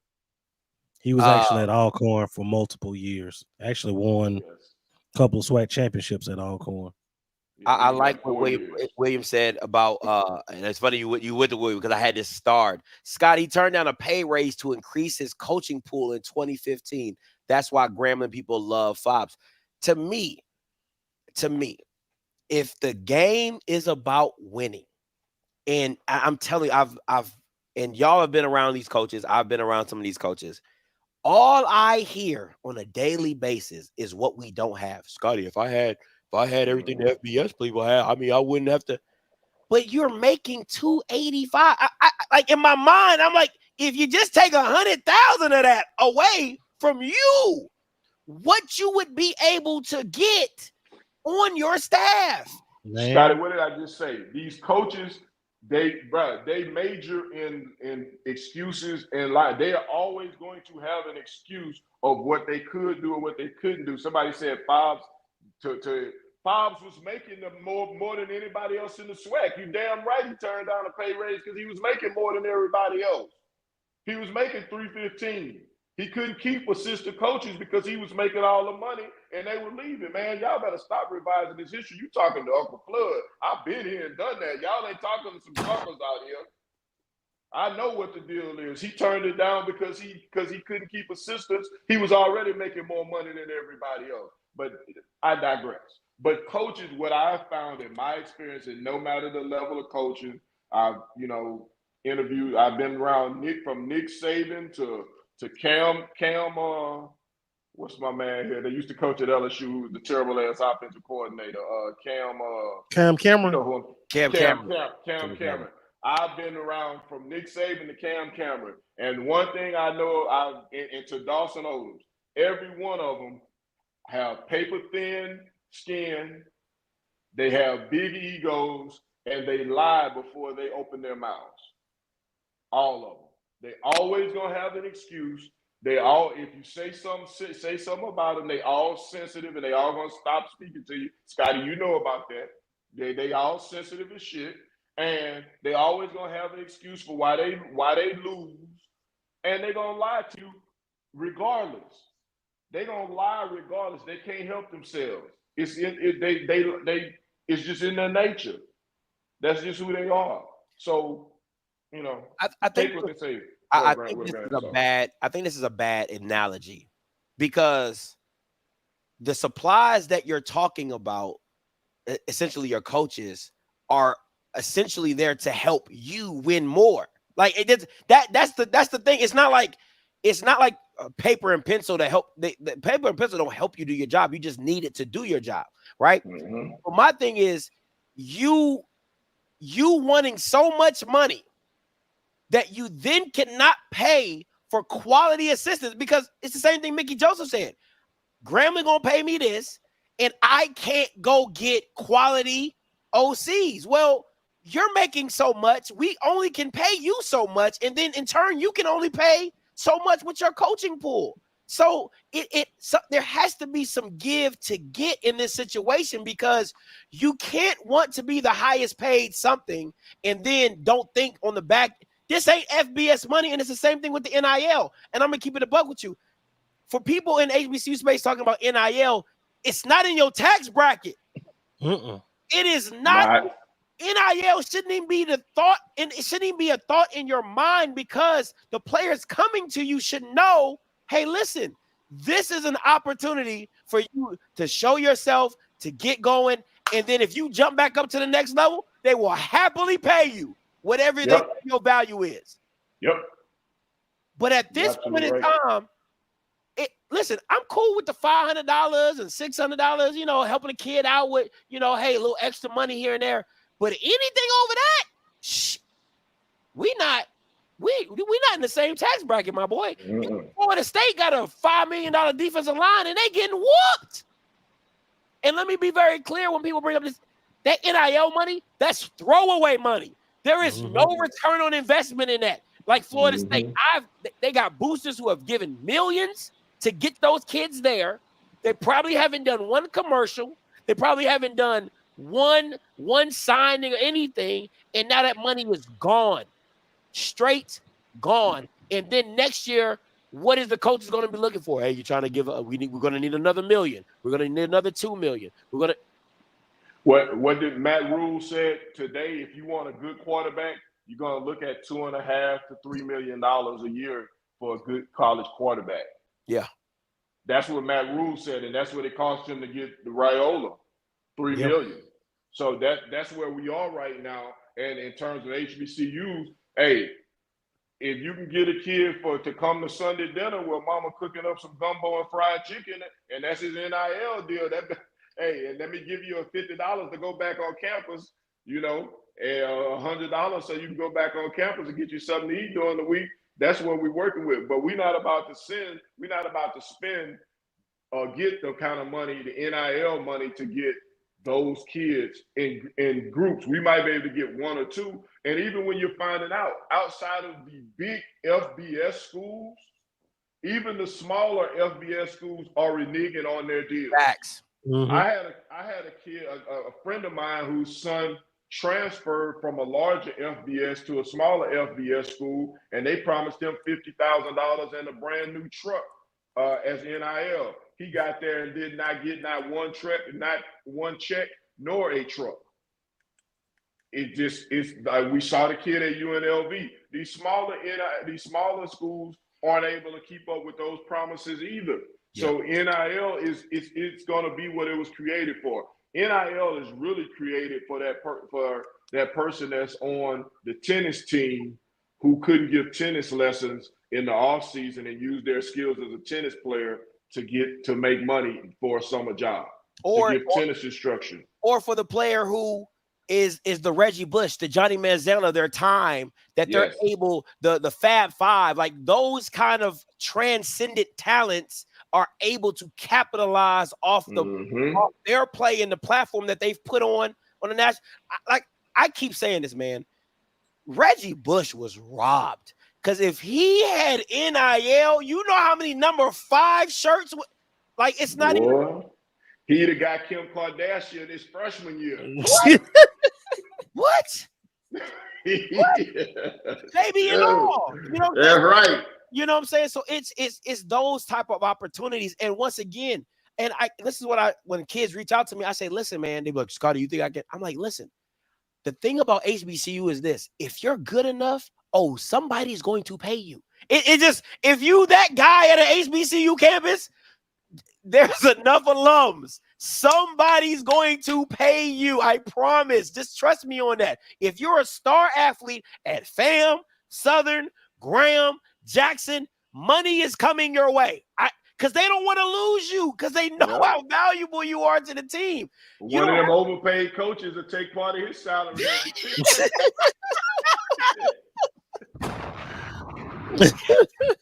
Oh man, but Zoe, I want you to jump in here real quick. We've touched on multiple different topics of overpaying coaches' salaries. We've talked on NIL deals. What if there's a change that you could implement in the landscape of SWAC, in the landscape of HBCU, and how they administer and how they hire, on how they recruit? What is the one thing that you're just like, if I could change, if it's one thing I would implement or change, it will be this for HBCU football? Whew. If I could change, right now, man, honestly, I would want to do something where we could set something up, man, with some type of pool, at least for FCS or HBCUs with regards to NIL. Because, like I stated, not every school, and I'm just going to use the SWAC. Not every school in the SWAC has an NIL collective, right? I mean, if we could do something where there's some type of pool, even if it's something to where we have certain alums create some type of conglomerate just to pool money together for athletes.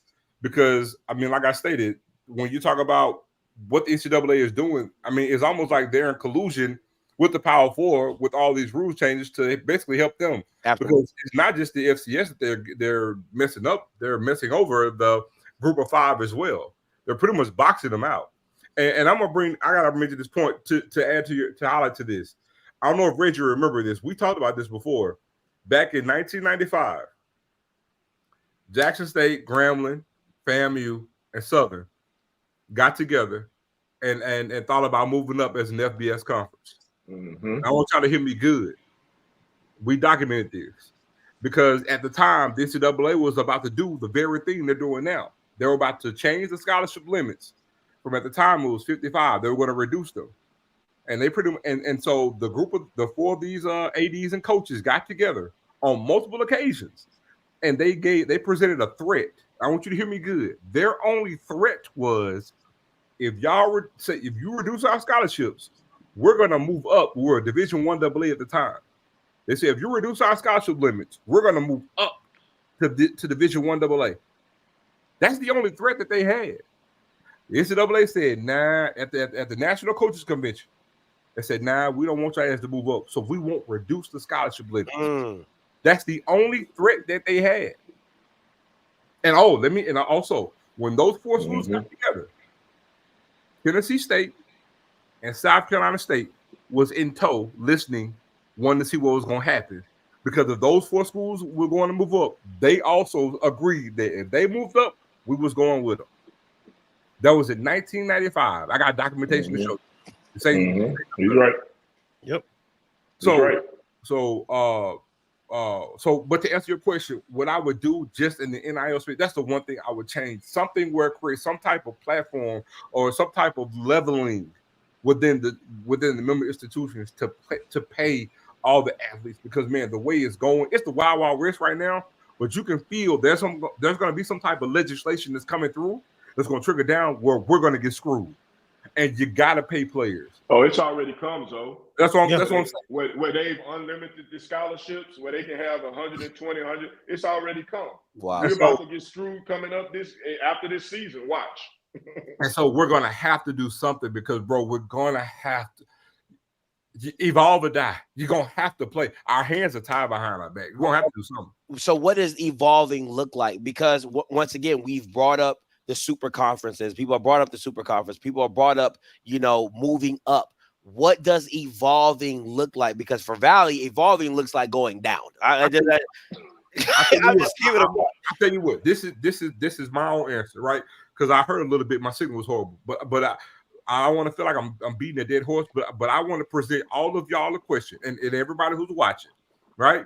Because you started off with saying, what change do we want to see within the SWAC, right? We don't want to compete out of the conference, right? Yeah. And so, okay, so I tell you what.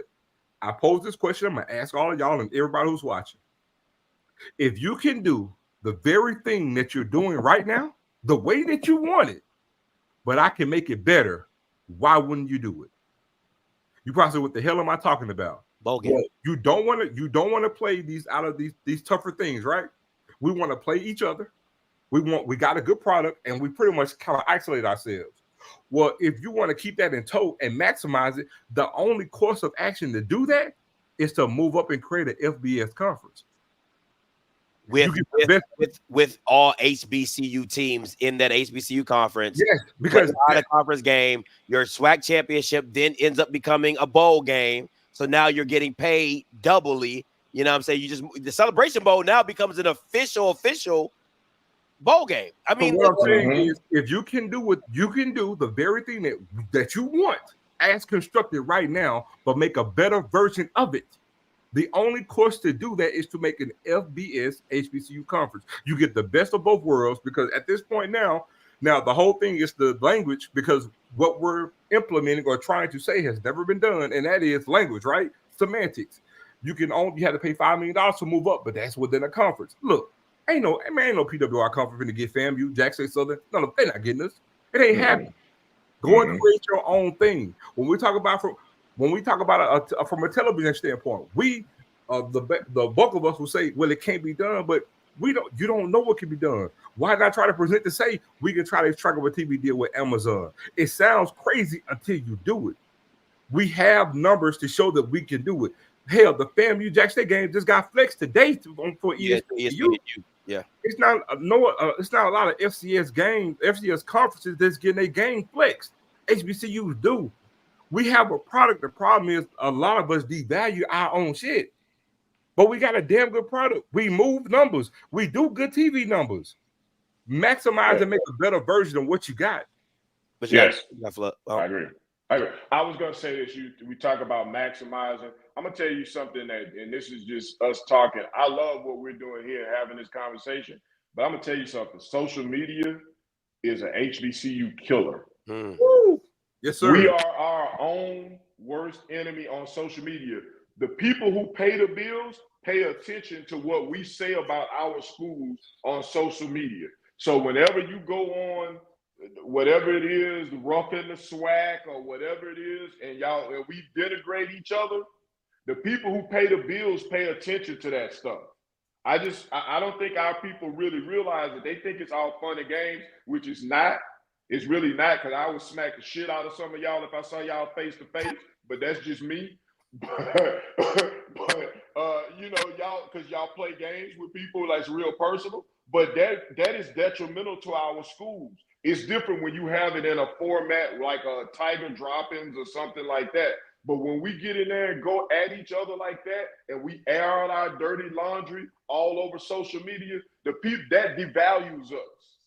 That devalues us to the general public. That devalues us to the people who pay the bills. And y'all might not think these people are watching, but damn sure they are watching how we feel about ourselves. Well, Reggie, every time we do that. To that, I would say, what you see then is a microcosm of Black America. Because I would also say that the vast majority that you see aren't necessarily from HBCUs. Because if we sit there and I still feel like there's reach even for the SWAC and the MEAC when we're talking about to the masses of Black folk. There's still a huge segment of Black folk that we hadn't reached, even though they got family ties to HBCUs. But there's still a huge segment of Black folk that we can actually reach to actually bring into, this construct.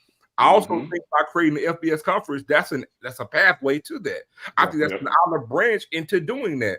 But think that we have to, for the longest, black folk just in general. I say this all the time. I'm not even to get political, but if you really think of the way black people move, we're more Republican than Democrat.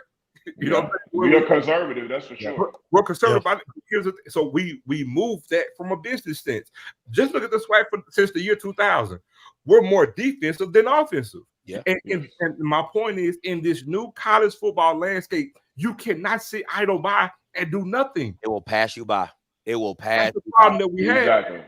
Exactly. Let me address something right quick, Scotty. I want to cut you off. Let me address something. The truth says, like when you say that all coaches are liars and because that's their nature.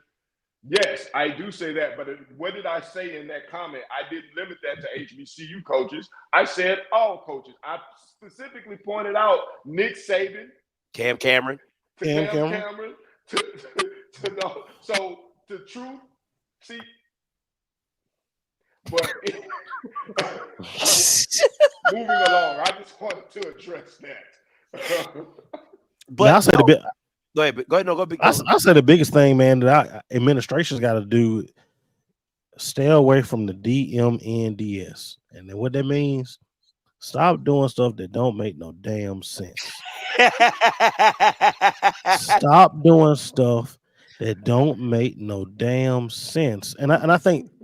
The thing about it, man, Reggie told me this years ago.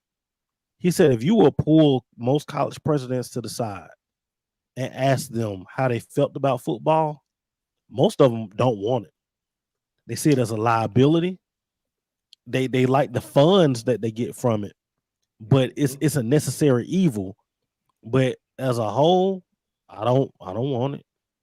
If I could get rid of it, I would. And you see that with a lot of our administrations. We like to think just because these people are in our administrations or in our boards that they have our best interests at heart, because they listen to Frankie Beverly and Mays too.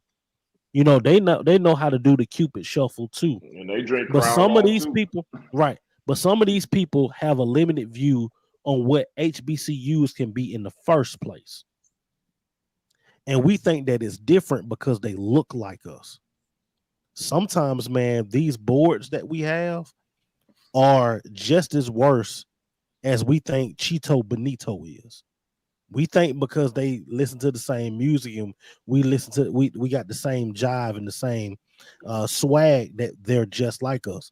But one thing, man, my grandmother always used to say, it's all skin folk ain't kinfolk. Facts. And we've seen our HBCUs suffer at the hands of some of these people. So I think, you know, that's the biggest thing. And then the other thing is we got to stop doing self-inflicted wounds, right?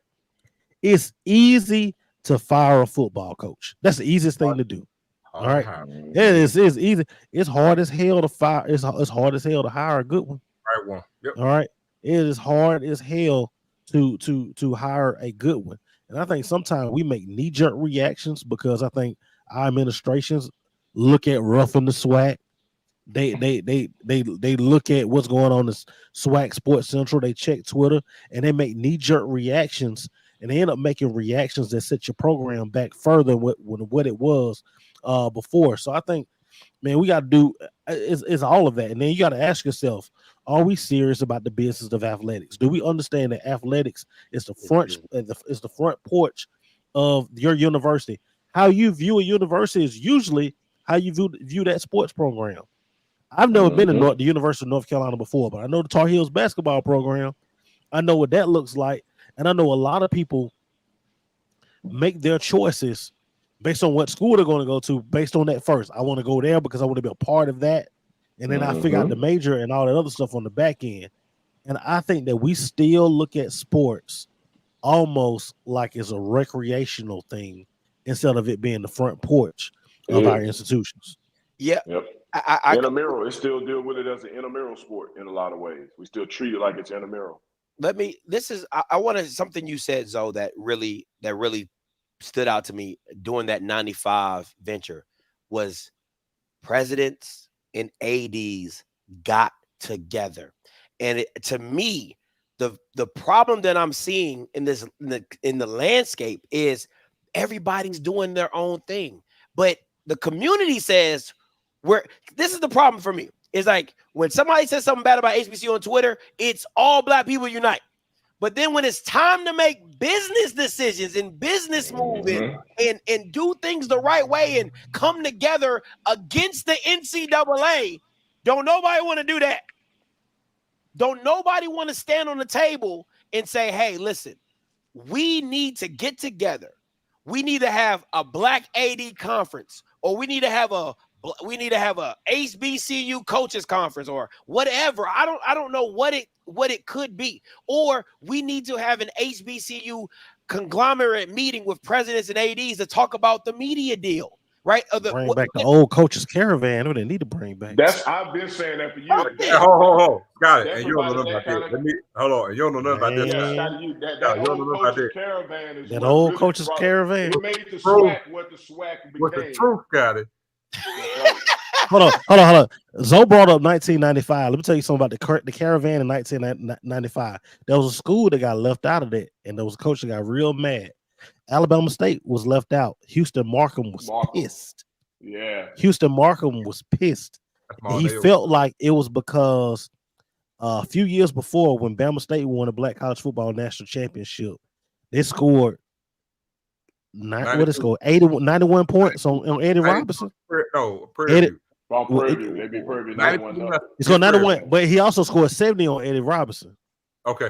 Eddie Robinson took that personally.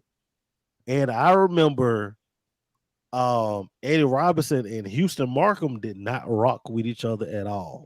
Even in the caravan, they would not sit them next to each other on no stage or nothing. If one left, you had to let the other one leave, and then the other, like, bro, they could not stand each other.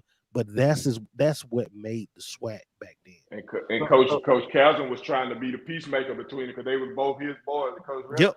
Hey, Eddie, you just mad because he kicked your ass. You need to get over that, Eddie. No, Scotty. Just so you know, they were actually get on a bus. Yeah. All the coaches in the SWAC. Right. The tour get on a bus. Have a press conference. Oh, wow. Right. They'll go city to city on a bus, and they were gonna talk shit. That's right. They would start out in Dallas, and when the SWAC moved to Birmingham, they used to go all over. But in the end, the last part, they would start out in Dallas, and they would go from city to city and end up in Birmingham for SWAC Media Days. Oh, that's dope. Yeah, and I always thought that they should bring that back. But hold on. They didn't just like do Q&A with the press. Like the coach would be talking shit to each other. Interact, yes. They interact, talk trash, all of that. Like it wasn't formal like media day. It was just we up here talking shit to each other. And sometimes it got a little heated, boy.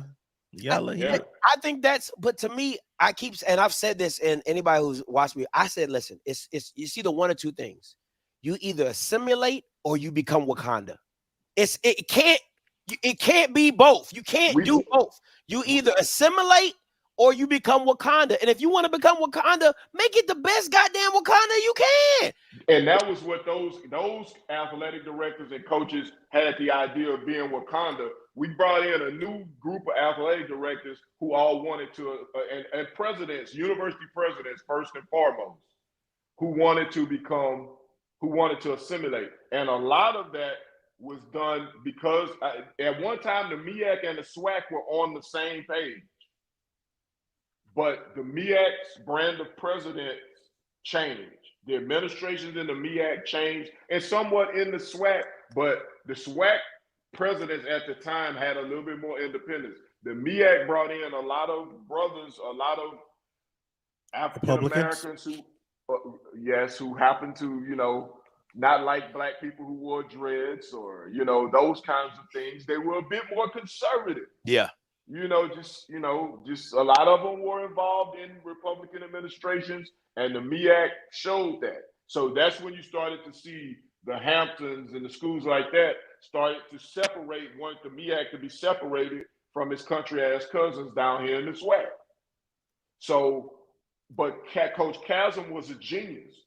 Coach Robinson was a genius. The plan that Zoe is talking about, those guys, Coach Carson, Coach Chasm, all of those guys, Jackson State, Southern, Grambling, over at FAMU, those people were people who had a true vision and understood where this was going, and they understood the NCAA. You got to look at it.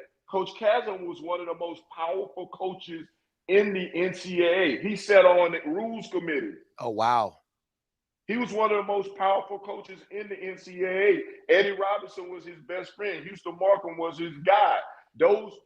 When he learned something, he brought it back to them, and they devised a plan as to how we're going to survive in this. We don't have that anymore. We don't have we like I said, we wanted to assimilate so bad that we dumbed our programs down to become what they are now, as opposed to like Zoe saying, or like you were saying, Scotty, becoming Wakanda, going off and doing our own thing. We could have very well taken the power groups of HBCUs, formed a Division I conference, and we could have had our own thing going on right now. Hindsight is 2020, but if we don't change what we're doing right now, we're going to have our own thing in Division II or NAIA. I remember something you said to me. You said, because I remember I said Jackson and Southern aren't national programs, and you said you told me take the Dakotas out of it, and what school brings in the number of people that we do on any given Saturday. And when I started to really break that down, is like for programs that are lower tier, that's what in the grand scheme of NCAA, that's what they will call you guys. And to have the fandom that you guys do on a constant basis, to me, moving to FBS makes sense, because a lot of people are not going to G5 games. Like, you can see it in its own. If you add it, and people can say whatever they want, we need this type of stadium or this size. You really don't, because some of the programs that I've seen in G5, they're shrinking stadiums. They're smaller now. They're new teams that are building stadiums are building smaller stadiums, and they're reducing stadiums. Yeah. I mean, Tulane is a G5. I mean, a higher level G5, but their stadium only holds 35,000 people. No, 25. Yeah, it's 35. I'm in it on a daily basis. It's 35. They hold 35, but they don't have, these schools don't have large stadiums. Troy, you look at Troy. Troy holds 28 in Troy. Like 27. Yeah, 27, 28. Yeah, they're not big stadiums. Look, in the Sun Belt, every stadium is under 30,000, except Southern Miss, I think, is like 36. But they're all about 30,000. Every team in the Sun Belt. So to me, it's listen. At the end, and I'm always going to stick on that. I think, could it work? Yes, because this SEC is showing you the pod system is a thing now, right? Like, it's like, so if you did a super conference, you would have to go into the pod system because the travel would be crazy. So now you just got to figure it out pod wise of how it will work. Go ahead. But let me say this, because that right there irks me when they talk about the travel. That's hogwash. I mean, no, seriously, because hell, they're not going to their damn games as it is now. So why would they play our travel? We have HBCU fans. Jack State doesn't. I was talking about the team travel, not the fan travel. Man, that's hogwash too. Because here's the thing: even as it's set up right now, okay, I even came up with a whole thing. Let's say we do have this HBCU conference, right? Right now, FAMU's in the SWAC, right? How many times is FAMU going to Texas? As it stands right now. I haven't been. FAMU is not traveling like crazy. You can work around it. The problem is, whenever you talk about progress, everybody want to try to come up and tell you something of how it ain't gonna work, what can happen, and what's not gonna happen. Man, I'm solution based. Give me your choice. Give me your options. I give you your choices. It's an easy fix. There's ways to get around that, man. That's hard work. It's just people who don't want to see it thrive. Exactly. And we always too concerned about the bands. When the band's gonna travel, how we gonna bring the band? Hey, listen, when you said a band is scheduling a battle of the bands when they asked supposed to be at the football, I said, amen, praise the Lord. Because that don't make no sense to me. Your whole point is to be at the football game. That is literally why they call you the marching band.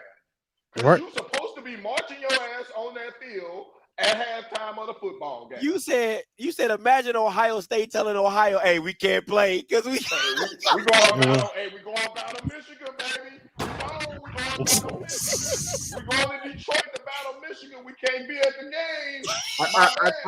I tell you what, we just got that game flex with FAMU at home, right? Big time football game. Ask me if FAMU band gonna be there. I got time. No, they ain't coming. No, they ain't coming. They don't come to Baton Rouge either. Now, and look, I'm looking at this. I just glanced at this statement. Y'all don't want to talk about it, but HBCU bands are bigger than HBCU football. Boy, stop. Come on, man, stop it. Come on, stop. Tell you what.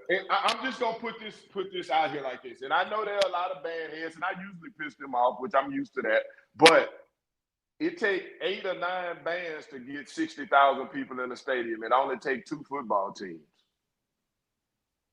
FAMU went without a band in 2013 and still finished in the top 15 in attendance. I just want to take a quick poll. Valley band against UAPB band. How many people they get? Right. When you have a battle of the bands, you got to invite Southern, Jackson State, Tennessee State, Bethune-Cookman, FAMU, Lincoln, John Wilkes Booth, and to get 45,000 people in the stadium. Invite Southern and to get them in Atlanta. Invite Southern and FAMU to play football in Atlanta and see how many people you get. Now, will people be there because they want to see the battle of the bands? Yes. But they also want to see football. But the band people got to realize, without this football shit, it ain't no band. Man, listen, no band. And even when they talk about the battle of the bands, everybody, and I hate that we do this, we always want to go to a one-off. That's a low percentage. Yeah, Jackson State and Southern can have their own battle of the bands with the 2 of them, right? And they can draw okay. But even the boom in the jukebox ain't getting 50,000 on their own. At their own battle of the bands. You know how and they haven't gotten it. Yeah. Hey, remember when Talladega came out and they band was rocking, the first thing people said, when y'all get a football team? Damn so did, when y'all get a football team? I love the bands though.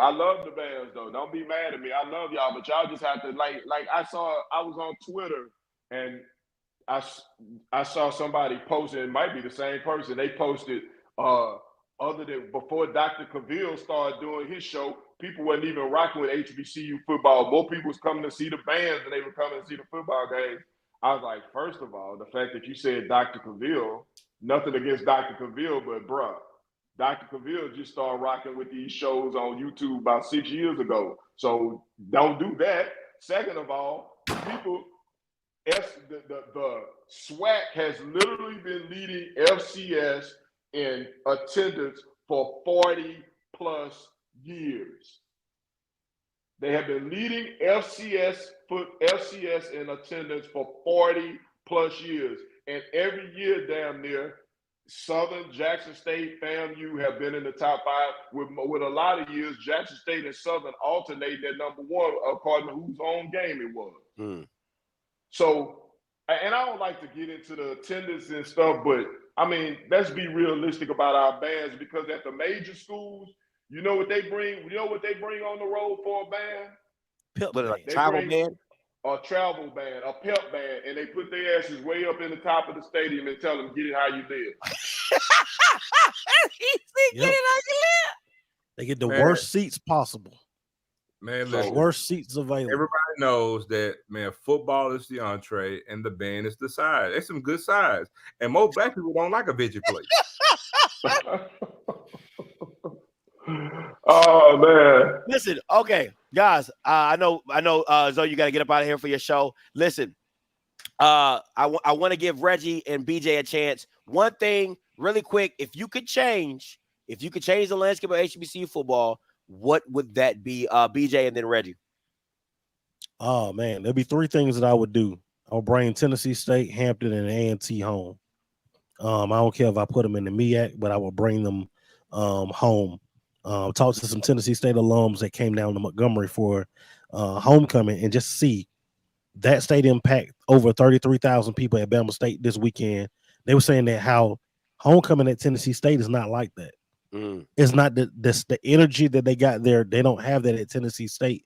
and they've killed it over the last few decades in the OVC. And I'm gonna be honest with you, A&T is going down the same road. They're going down the same exact road. They like to lie in public and tell you that they don't think that they go.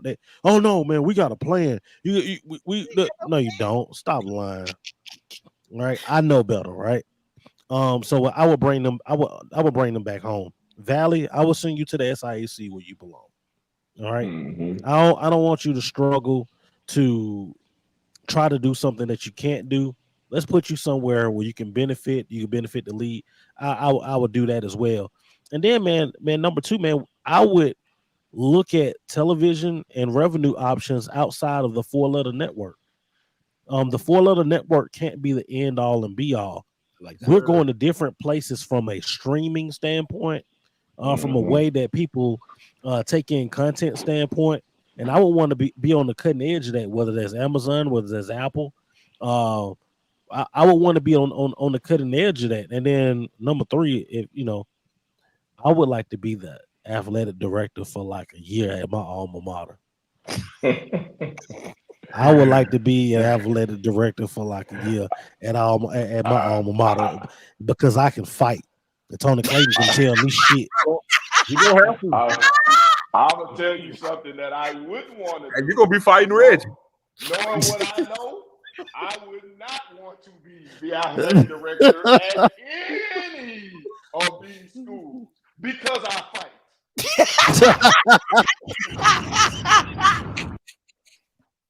That is exactly why I would not want to be the athletic director at any one of these schools. I won't lie, it's a tough job. But if I could to answer the question, if there were three things that I could change, I would change the way that we go about seeking revenue.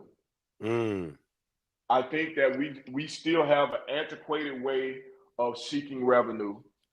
I think we're still depending too much on state funds as opposed to going out and leveraging our fan base, leveraging our people to gain money. If I would be in front of I would sit down as a group and come up with a plan to go to every state, local chamber of commerce with a business plan as to how we can make the program grow. In Baton Rouge, you're in a situation where you're on the opposite side with LSU. I go to that chamber of commerce and say, look, we know we're not here to compete with LSU, but if you give us 20% of what you're donating to LSU, if you match that 20%, we can make our entire city great. Yeah. Not just and I think those are some of the things. Another thing that I would change the way that we go about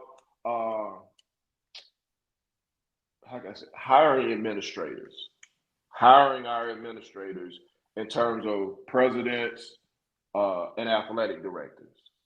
I think we have to be more creative in our hiring process and get people in who are not limited in their thinking or don't come in. A lot of times we hire people, in my experience, that come in talking about what's wrong with our universities. They come in with the attitude, they basically come in with the attitude of how they can fix black people. You black people don't know anything. Let me show you how I can fix you. And so I think that's an attitude, that's something we need to examine. And I think the number three thing is something we've harped on here is when we get money, how do we use the money? How do we direct that money? How do we spend that money? We're talking about football here, but I would like to see us put a focus more on basketball and baseball. In particular, basketball, because basketball is a sport that you can generate revenue, lots of revenue in, without making major changes if you invest right in basketball. Basketball can be the sport that you really can change the fortunes of HBCU athletic programs if we treated basketball as important as we treated football, because it only takes 3 players to change a basketball program. The right coach and 3 players, and you can make a Sweet 16 run and make you a cool $2 or $3 million in basketball. So I would like to see us examine some other ways. I know we're in a football-centric South, but I would like us to examine some other ways to bring in notoriety and revenue to our programs through other sports. Any last words, guys, before we get up out of here? Somebody asked where they can find me and Uncle Flood. I was just about to bring that up. I wanted to see if you guys did. BJ, listen, you can definitely find BJ HBCU Nightly on Sunday nights. He writes for the HBCU Nightly as well. He's the editor. You can catch that at hbcunightly.com. Anything else I'm missing on that one, BJ? No, Twitter? that's it. Inside Twitter. Inside HBCU F-Ball on Twitter. All right.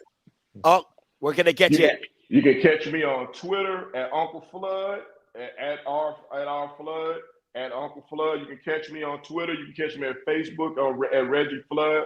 I do lives on Saturday nights.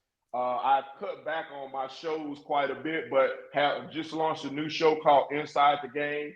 It's a live Facebook show every Monday night from 6 to 7 p.m. Me and Tramel Howard, Coach Mel on the show. Y'all tune in on Mondays at 6 o'clock on Facebook. Also, I'm in with my man Ken Richard on HBCU Sports, Big Time Sports Show, and the Round Table, which is on Wednesday nights. So tune in to that Wednesday nights at 7 o'clock.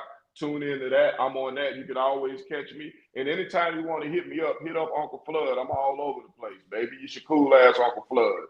Love it. See, Reggie didn't calm down a lot. See, y'all looking at Reggie now. Y'all don't remember Reggie with the no beard and the glasses from back in the day, man. Reggie didn't calm down a lot, man. Y'all maybe glad he ain't the old Flood. I'm just, we're looking like Lovett Smith.